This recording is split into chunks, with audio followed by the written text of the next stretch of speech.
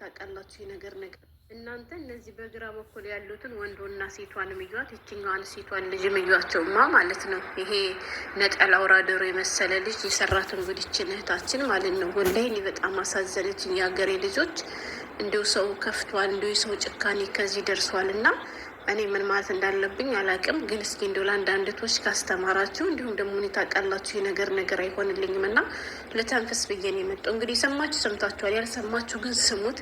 ብዙ ልጆች ቀልድ አድርገውት ሙድ ይዙበታል ምናምን፣ ግን የሚቀለድበት አይደለም ማለት እኔ በጣም ነው ያሳዘነችኝ። እስኪ በእሷ ቦታ እኔ በሆንስ ብላችሁ አስቡት ማለት ነው። ከሱም ብሶ ደህና ወንድም በሆነ ማለት ነው። በዚህ አጋጣሚ ባሎቻችሁን ከኢትዮጵያ ወደ አረብ ሀገር ለማምጣት ያሰባችሁ ቶች ካላችሁ ይቅርባችሁ። ወላይ ከትዳራችሁን፣ ከገንዘባችሁን፣ ከራሳችሁን፣ ከባላችሁን ጋር ሳትሆኑ ሁሉንም አታችሁ ነው የምትቀሩት ማለት ነው። ሁሉንም ታጣላችሁ እና ከጥቅሙ ይልቅ ጉዳቱ ስለሚያመዝንባችሁ ቢቀርባችሁ ነው የምለው።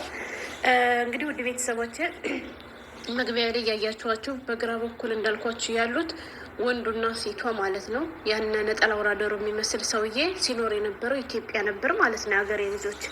ከዛ ኢትዮጵያ እየኖረ እያለ ይችኛዋ በቀኝ በኩል ያልኳችሁ ደግሞ ይችኛዋ ሚስቱ ነች ማለት ነው። እና ከኢትዮጵያ ወደ ሳውዲ አረቢያ ልጁ መምጣት ይፈልጋል። መምጣት የሚችለው ወይም ደግሞ የሚሞክረውም ደግሞ ቤት ነው መሰላችሁ፣ በባህር በየመን ማለት ነው። ሀገሬ ልጆች ያው ማንኛውም ስደተኛ እንደሚያደርገው በህገ ወጥ መንገድ ወደ ሳውዲ አረቢያ ለመግባት ይሞክራል ማለት ነው። እና ለእሷም ይነግራታል፣ ምክንያቱም ሚስቱ ስለሆነች ማለት ነው። እሷም ደግሞ ባሏ ስለሆነ እንደ ሚስት መክፈል ያለባትን ዋጋ ልትከፍል ተዘጋጅታለታለች ማለት ነው። መጣ፣ መንገድ ጀመረ። መንገድ ከጀመረበት ጊዜ አንስቶ የሚከፈለውን ነገር እየከፈለች የት ደረስክ እንዴት ነህ እያለች እስከሚገባ ሁሉ ተጨንቃ ተጠባ። ምን ይገጥሞ ይሆን ያልፍ ይሆን ይሞት ይሆን እያለ ብቻ ታውቃላችሁ ያለውን ጭንቀትና ያም ሁሉ ነገር እየተጨነቀችለት ነበር ማለት ነው። ከዚያ ደርሻለሁ ድንበር አካባቢ ነው ምናምን ብሎ ለሚስቱም ለቤተሰብ ከተናገረ በኋላ ይሄ ልጅ ድብዞ ይጠፋል ማለት ነው፣ የሀገሬ ልጆች። ከዛ ድብዞ ጠፋ፣ ይፈለጋል፣ ይጠበቃል። ልጁ የት እንደገባ የት እንደወጣ በቃ ቀረ። ቤተሰብ ተጨነቀ፣ እሷን በስደትና ተጨነቀ፣ ታለቅሳለች። በተደጋጋሚ እየታመመ እየሄደች ሐኪም ቤት ትገባለች ማለት ነው።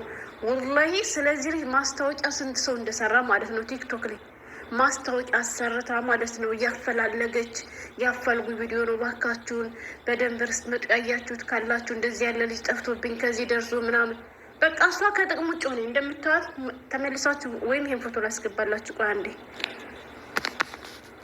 እንደምታዩት ልጅቱ አጥሟ ቀርቷል ማለት ነው። ገብቷችኋል? ለምን አብዝታ ነበር የምትጨነቅለት። የት እንደገባ የት እንደሄደ ምን እንደበለው የምታውቀው ታሪክ የለም። አጅር የለካ ከተደላደለ ቦታ ተቀምጦ ዋጋ የከፈለችለት እሷ። እንዲሁ ወላሂ አንዳንድ ሰዎች ግን እንዲሁ ክደታችሁ እንዲሁ አላህ የካዳችሁ። እንዲሁ የአንዳንድ ሰው ክደት ይሄ ነው አይባልም እኮ ወላሂ ቅስማችሁን ነው የሚሰብረው ማለት ነው። እና ከባድ ነገር የልጆች ወላሂ እንዲሁ አላህ የሚከዳ ነገር ይጣልባችሁ። ከዘይቴታችን ገንዘቧንም ከፍላ ከራሷ ጋርም ሳትሆን በጭንቀት ራሷን አታ ሐኪም ቤት እየተመላለሰች ከጥቅም ውጭ ሆና ማለት ነው በልጁ መጥፋት።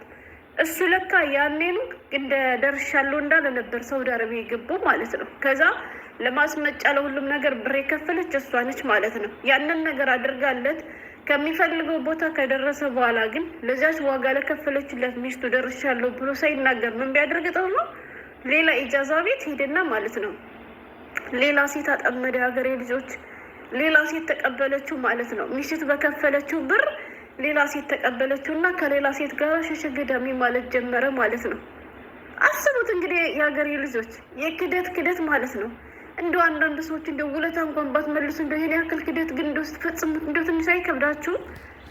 እኔ በጣም አሳዘነችኝ ማለት ነው። እንደው ምንድን ነው ስም ይጠግናት ወላሂ።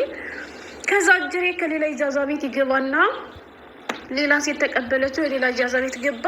ከዛ በኋላ ሸሸገዳሚውን ቀጠለ ማለት ነው። ለስንት ወራት ያክል እሱ ከዚያች ከአዲሲቱ ሴት ጋር ሆኖ እንደፈለገ ይሸራገጣል ማለት ነው። ይችኛው እህታችን ደግሞ በየቲክቶክ እየመጣች ታለቅሳለች፣ የእሱን ፎቶ እየፖስተች እባካችሁን አፋልጉኝ ትላለች ማለት ነው። ሚስቱና እሱ የእሷን ቪዲዮ ይከታተላሉ።